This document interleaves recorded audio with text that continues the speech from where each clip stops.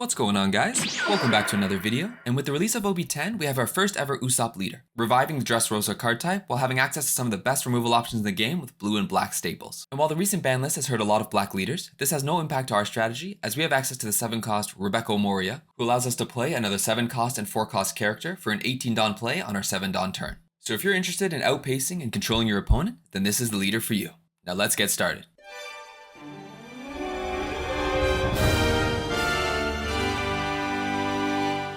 One last thing, I'm trying to release a leader guide every single week, so if you like content like this and you want to see more, please like and subscribe. And let me know in the comments, what leader do you want to see next? Usopp's first ability gives +1 cost to all 2-cost and higher Dressrosa characters, which makes them a little more difficult to remove and has great synergy with Rebecca, as it allows her to trigger her own effect, which requires an 8-cost or higher character to be on the field in order to activate it. Usopp's second ability is where things get interesting, as it works as a draw engine on your opponent's turn. If you have 5 cards or less in your hand and they remove one of your Dressrosa characters for any reason, you get to draw a card. This results in a unique playstyle for this leader, as you actually want to counter out early and keep your hand size small so you can continue to benefit from this effect. The first goal is to use our leader ability and low-cost blockers to stay healthy and maintain our hand size. This is because, unlike other leaders, when we block an attack and use our leader ability, our total resources will not decrease, since we lost 1 card in the field, but then we gain 1 back in our hand. We can also use the 4-cost Frankie to recycle these low-cost blockers within our trash. Our second goal is to gain value from Karate Coliseum, which gives all of our Dressrosa characters rush when attacking other characters. This is valuable for almost everything we play, but especially for the 4-cost Cavendish, who has the when attacking effect to draw 2 cards and discard 1. And finally, our most important goal is to use the Rebecca combo to both control and outpace our opponent, bringing out 3 characters on our 7 Dawn turn while disrupting their board at the same time by either sending their characters back to their hand or KOing them. It's in the mid-range where this deck shines, and you can often find yourself with 3 to 4 characters against an empty board from your opponent, as the strong removal in this deck alongside rush when attacking characters gives this deck some very powerful control and aggression. Moving on to the deck breakdown, I will first cover some of the most common cards used alongside this leader, before providing a starting deck list and giving some tips to help you make this leader your own. So if you're already aware of all these cards, feel free to jump ahead to the next section. We start things off with Leo, a 1-cost searcher that on play requires us to rest the leader or stage and then look at the top 5 cards of our deck, add 2 Dressrosa cards to our hand, and then discard 1 card.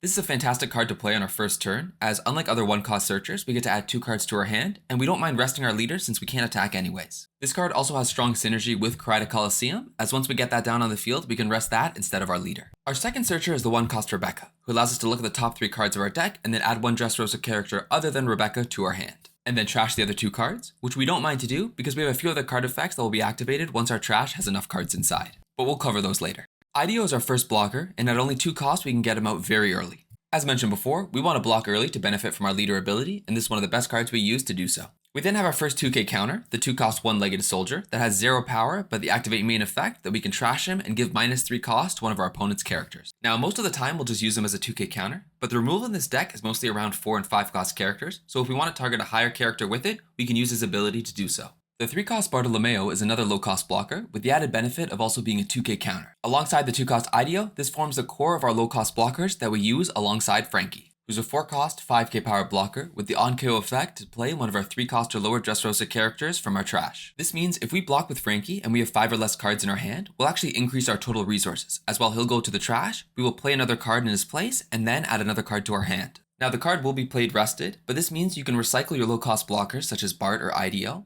and also if you don't need them, you can actually bring back a Leo or Rebecca to activate their on-play effect again. Cavendish is a 4-cost 6k power character with a very powerful when attacking effect to draw 2 cards and discard 1. This may sound simple, but this card plays an important role as not only is it allowing us to increase our hand size and our total resources, but it also allows us to cycle through our deck faster and look for other important cards that we're looking to play. Your opponent will also be aware of this and will look to remove him as quickly as possible, but if you can protect him, you should do so. We then have the first of our control options, the 4-cost 6k power Zoro with the on-play effect that you may rest one of your Dressrosa leaders or stages to KO one of your opponent's 4-cost or lower characters. You then trash the top 2 cards of your deck. And just like Leo, we would like to have Karate Coliseum on the field so we don't have to sacrifice our leader attacking this turn in order to activate his ability. As I've mentioned before, most of the removal in this deck targets 4 and 5-cost characters, and so higher cost characters can pose a bit of a problem. A solution to this is the 4-cost Orlambus, who has the activate main effect that you can reduce the cost of one of your opponent's characters by 4 during this turn, then trash the top 2 cards of your deck and KO one of your Dressrosa type characters. Now, KOing your own character might sound like a very high price, but this deck runs multiple 1-cost searchers, and there's a good chance you're already going to have one on the field that you can sacrifice in order to activate this effect. This can greatly enhance your removal options, as if you pair this with a 4-cost Zoro, you can remove an 8-cost character, and if you pair it with a 7-cost Gravity Blade, you can remove a 10-cost and a 6-cost at the same time. Our final 4-cost character is Sabo, a 2k counter, but also one of our best countermeasures against other removal decks. If he's on the field and our opponent tries to remove a 7 cost or lower character other than Sabo, we can instead return him to our hand and negate the effect. This means our opponent can use it to remove or KO him, but it won't work on any of our other characters, allowing us to keep our Cavendish and other important cards safe. And speaking of removal protection, we also have the 6 cost 7k power Luffy, who once per turn cannot be KO'd by our opponent's card effects. He also has the when attacking effect that we may place 3 cards from our trash to the bottom of our deck, and if our opponent has 5 or more cards in our hand, they must add 1 to the trash. And just like Cavendish, if our opponent has a rested character, we can benefit from this ability on the same turn that he is played. We then have the best play and core combo of this deck, the 7 cost Rebecca, who on play, if you have an 8 cost or greater character, which you will because of our leader ability, you can then draw 1 card and then play a 7 cost and 4 cost Dressrosa character from your hand, with the 7 cost being active and the 4 cost being rested. This means we will bring out 18 Dawn worth of characters on our 7 Dawn turn. And as long as you have Karada Coliseum, both Rebecca and your 7 cost character will be able to attack a rested character on the same turn they're played.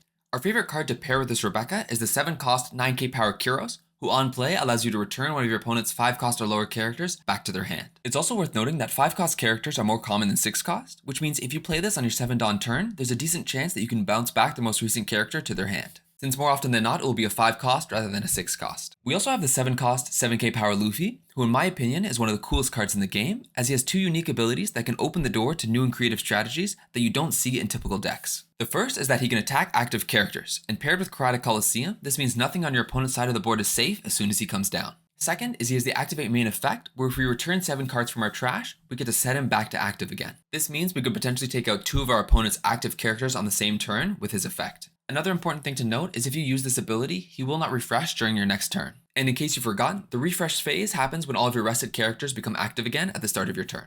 This essentially means if you attack twice with him, on your next turn he's going to stay rested and you'll have to wait another turn to use him again, or return another 7 cards to restand him once again. Another strategy you could use is just to attack once, and then activate his ability to restand him and prevent your opponent from targeting him with an attack on their next turn.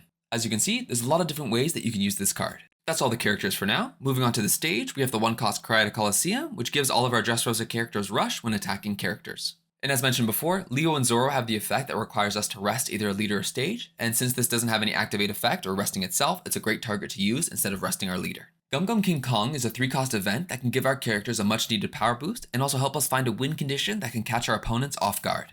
To start, this card is very efficient as it gives the equivalent of a 6 Dawn power boost for only 3 Dawn to one of our Dressrosa characters. In addition, if we have 15 or more cards in our trash, and playing this leader you will quickly see that this isn't that hard to achieve, that character will gain double attack for the turn, dealing 2 damage to your opponent's life. Another way we can use this to win the game is to pair this with our 7 cost Luffy, who for only 3 Dawn will then become a 13k power double attacker who can attack twice. Gum Gum Red Rock is a staple in blue decks, as for only 6 Dawn it allows us to remove any character and place them at the bottom of our opponent's deck. We want to hold on to this card until later turns, and use it to get rid of some difficult 9 and 10 cost characters that we might struggle to remove through battling. We then also have the option of running the 7 cost Gravity Blade, who allows us to place 2 6 or lower cost characters in any order at the bottom of our opponent's deck.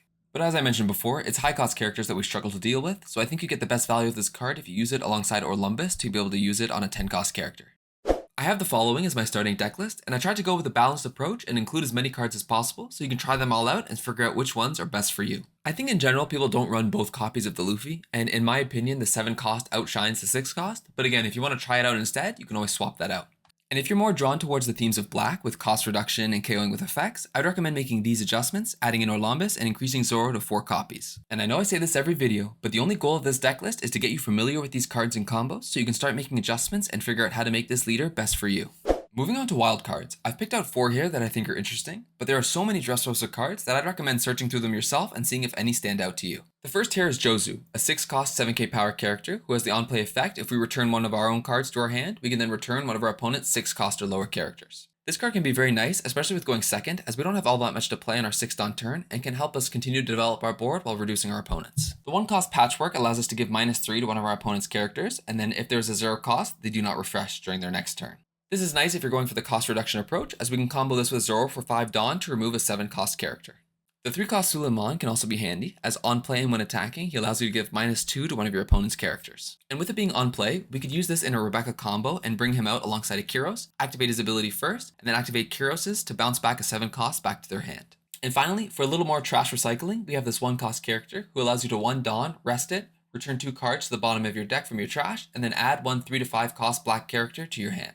In general, we want to go first, as we want to get to that 7-cost Rebecca combo as quickly as possible, with the main exception being against Blackbeard, as we want to take away the even curve away from them. At 1 Dawn, we want to play one of our 1-cost searchers to look for some of our other Dressrosa cards that we will play on following turns. And if we didn't have those, we could also just drop down a 1-cost Colosseum. At 3 Dawn, we can start to take advantage of our low-cost blockers, playing out IDO alongside either a Leo, a Rebecca, or a Colosseum. At 5 Dawn, if your opponent had a 3 or 4-cost character you wanted to remove, then Zoro would be your best play. If there wasn't anything to remove, Cavendish is our best option here, as we want to benefit from his draw power as early as possible.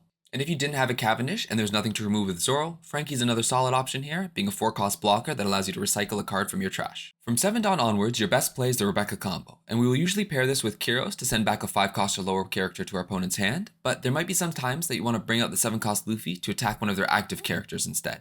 For the 4-cost character you bring out, this will once again depend on your opponent's board.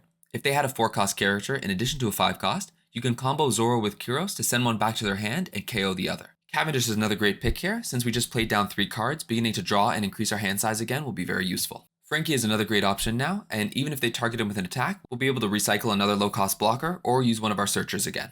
Since this deck is built around the 7-cost mid-range play, our ideal follow-up on turns where we have 9 and 10 Dawn remains the same. The Rebecca combo is still our strongest option. What will change is as our opponent starts to develop their own board, we can start using cards like Gum Gum Red Rock and Gum Gum King Kong to either remove one of their difficult characters or try and push for game.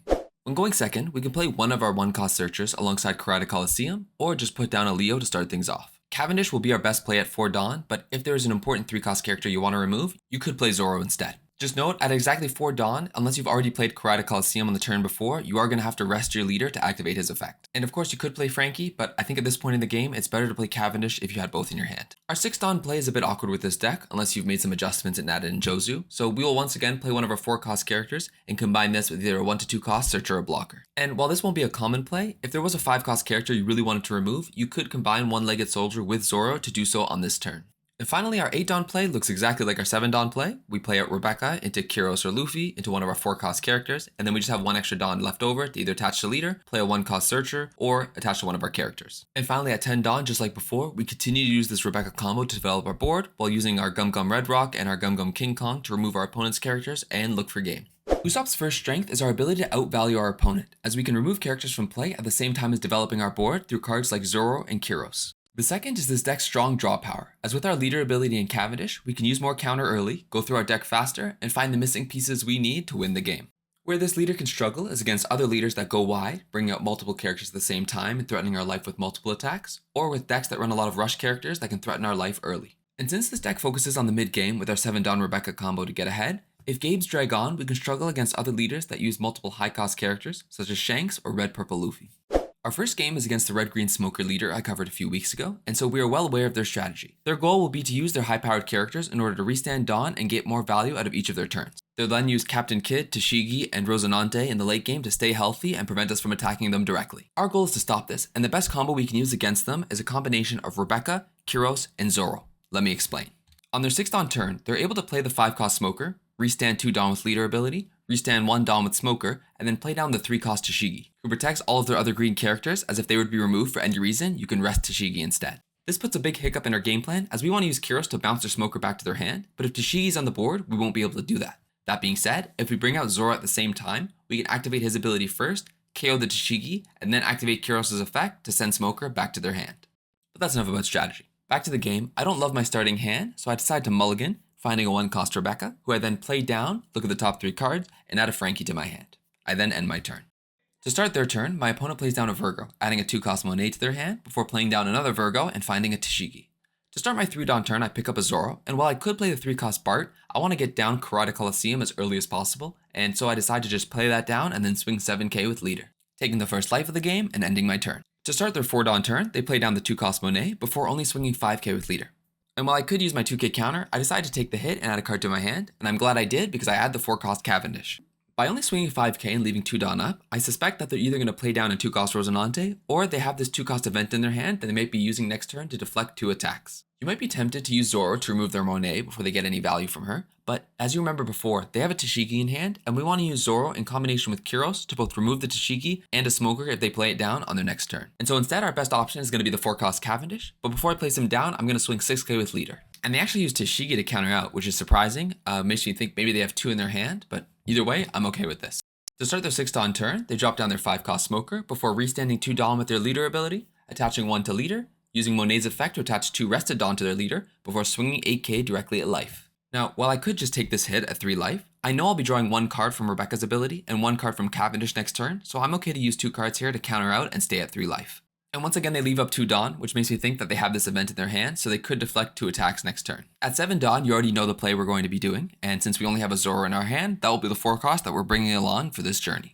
However, before we do that, we can actually attack with Cavendish to draw 2 cards and see if there's another Cavendish or a Frankie that we want to play instead. My original thought was to target the Monet, but after realizing I was probably going to play down Zoro, I figured I might as well go for life and force him to either counter out or use this event. And then I could use Zoro alongside Kyros to bounce back the Smoker and KO Monet at the same time. As expected, he activated the 2-cost Kamehameha, which grants his leader 3000 power, and then he can give minus 2000 to another character or leader, which he uses on our Usopp leader, effectively allowing him to stop 2 attacks with this 1 card. But we don't mind going into the next phase of our plan, dropping down Rebecca, dropping down Kyros, dropping down Zoro, activating Zoro's effect to KO Monet, activating Kyros' effect to bounce back Smoker to his hand, and all of a sudden, we have 5 characters to their 2, who are both 1 costs. For their 8 Dawn turn, our opponent decides to go for the value play, dropping down their 5-cost Smoker before restanding 3 Dawn and then dropping down another 5-cost Smoker. With their 1 Dawn remaining, they attach the leader and swing 6k at life. And with no 2k counter in my hand, I decide to take the hit. Moving on to my next turn, I now have 9 Dawn and a lot of decisions to make. But before I do anything, and before you do anything,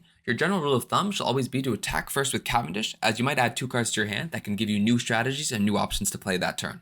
I was also confident I'd be spending all 9 of my Dawn this turn, so I was actually okay to swing with my leader first. So we swing 5k at life and uses Monet as a 1k counter. Next up, we swing 6k with Cavendish and draw an IDO and Bart to our hand. Since I have 2 Frankies in my hand, I decide to discard 1 of them. This attack is also successful, and we bring him down to 2 life. Now, with 9 Dawn, I could use Leo to search for another Rebecca and use her combo to bring out another 3 characters, but my board is already very full. And what I want to do is use Kyros to bounce back one of their Smokers back to their hand, and that would leave me exactly 2 Dawn up, where I could drop down a 2-cost blocker, IDO. But of course, I want to keep my opponent on their toes, so before I play down anything, I'm going to attack with my characters on the board. Starting with Zoro, and I swing 6k at life. He deflects with a 2k counter, so then I swing 9k with Kyros. This attack is successful, bringing him down to 1 life. And with 9 Dawn remaining, I drop down Kyros, replacing my 1-cost Rebecca, and bouncing back a Smoker to his hand. I then replace my 7-cost Rebecca with the 2-cost IDO blocker, as he has a character with Banish on the board, and I'd rather use IDO to block it than lose 1 of my life. Now, it's at this point in the game where the Smoker needs to develop his fortress with Captain Kid, Rosinante, and Tashigi. It's in the late game where this leader becomes difficult to KO, as rather than attacking his 5k power leader, I'm forced to attack his 8k power character, and he'll likely have blockers, events, and counters to keep him safe. For this player, it looks like that option isn't available, and instead, he tries to go for game, dropping down Hody Jones, losing his last life, but then resting my 1 blocker. This is a solid play from this player, as obviously from his hand, he's realized that he cannot survive next turn, and instead needs to go all out and try and finish the game right now.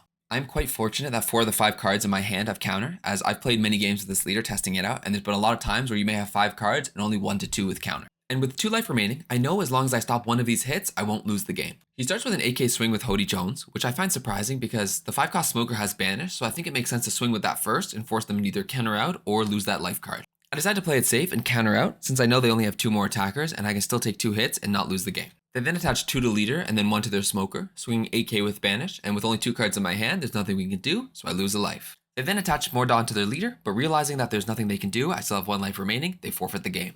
Game number 2 is against Blackbeard, and this is one of the few leaders we actually want to go second against, but unfortunately they got to choose, so we're going first. Not much to do, we just drop down Karate Coliseum and end our turn. Same thing goes for them, they just drop down Dog Q and send it back to us. Now, since our Rebecca combo won't work against this leader, I want to be as aggressive as possible and try and take out as much life before we get to the end game and they start chain dropping 10-cost teaches. So I swing 6k, take the first life, and then drop down my 2-cost IDO. To start his 4 Dawn turn, he drops down the 1-cost stage, resting it to activate its effect, adding a This Is My Age to his hand, and then activating that This Is My Age to draw 1 card. With 2 Dawn remaining, he attaches both to leader before swinging 7k at life, which I use IDO to block, and then activate Usopp's leader ability to draw a card. I then draw another for turn, before attaching 1 Dawn to leader, swinging 6k at life, which he counters out of, before dropping down my 4-cost Cavendish, who stays on the board for about 6 seconds before getting finger pistoled. On the bright side, we get to activate our leader ability and draw another one. He then activates his stage, adding a Burgess to his hand, before attaching the remaining 2 Dawn to leader and swinging 7k at life, which I allow to go through, adding another 2k counter to my hand. At 7 Dawn and my on plays turned off, Rebecca is no longer the best option, and instead I want to go Y, so I think I'm going to play down a 4-cost and a 3-cost before attacking with my leader. Unfortunately, I was too busy doing some mental math, I forgot one of the most important rules in the game, which is always to attack with your leader before playing down characters, and I quickly realized this after playing down Cavendish that I hadn't attacked with Usopp yet. With that being said, there's only one trigger I'm worried about, and he already played one of them earlier. There's 50 cards in a deck, so I like my odds. but it just so happens that it's my lucky day and we find the second finger pistol with that trigger. So learn from my mistakes and don't do this yourself. I then drop down the 3-cost Bart blocker and end my turn. To start his 8-Dawn turn, the Blackbeard drops down a 4-cost Burgess, who's now at 8k power, and then uses a black hole my blocker before swinging 5k at life, which I counter with a 1-cost Rebecca. He then activates his stage, discarding 1 card and adding a Martial Deteach to his hand, so we know that can start coming on his next turn. He then discards a card to turn off our on plays, and while we don't have anything on the board right now, we do have a pretty decent hand size over him, so I'm hoping we can use that to our advantage. In the late game, Blackbeard is great at stopping big hits through his 10-cost blocker, so generally against him you want to go as wide as possible and hit him with multiple 5 to 6k attacks. So while I'd love to drop down Cavendish and Zoro this turn, we don't have any 4-cost characters in our hand, so instead we're going to have to find another option. First things first, I swing with Leader to avoid the 3rd finger pistol of the game. And in my hand, Kyros is really the only option, as without her on-play effect, Rebecca is a 7-cost 4k power character, which is pretty terrible. And in hindsight, I should have just swung 7k with Usopp, but luckily I got the life anyway, so it doesn't really matter.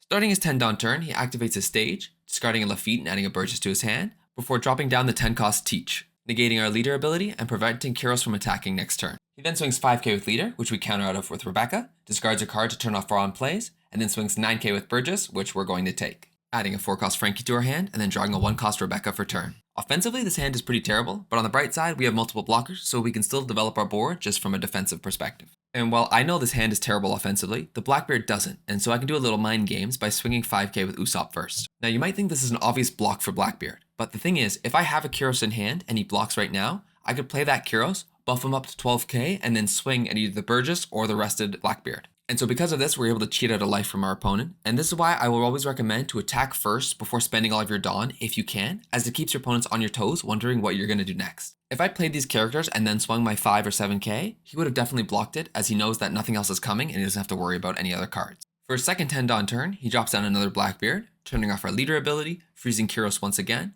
and then swinging 5k with Blackbeard, which we once again use Rebecca to counter out of, and then a 9k swing from Burgess, who we use Frankie to deflect, activating his on-KO effect and bringing back a Bart blocker rested. He then activates Doc Q's effect, resting him to KO our 1-cost Rebecca, and then swings his 10-cost Blackbeard at our rested Bart. He then activates his stage once again, discarding a Kuzan, adding another Martial Deteach to his hand, and then discarding another card to turn off our on-play effects. For our next turn, we don't pick up a character, but it might be just the card we need. Well, a Gum Gum Murderrock would actually be the best card, but this is still quite useful in this scenario. Once again, I swing 5k first to see what he does, and he discards a 1-cost Jesus Burgess to counter out. Then with exactly 10 Dawn remaining, I'm going to activate my Gravity Blade and put both his Burgess and Doc Q at the bottom of his deck. And with 3 Dawn left, I play my other Bart blocker and then my turn. He then drops down his 3rd Martial Deteach, freezing my Kyros for the 3rd turn in a row, and then swinging 5k at life, which I decide to counter out of, as I know he can swing 12k 2 more times. He then swings 12k with his first Blackbeard, which I take the hit, and then immediately swings 12k again. And I think he was expecting me to block one with my Bart and try and draw a card,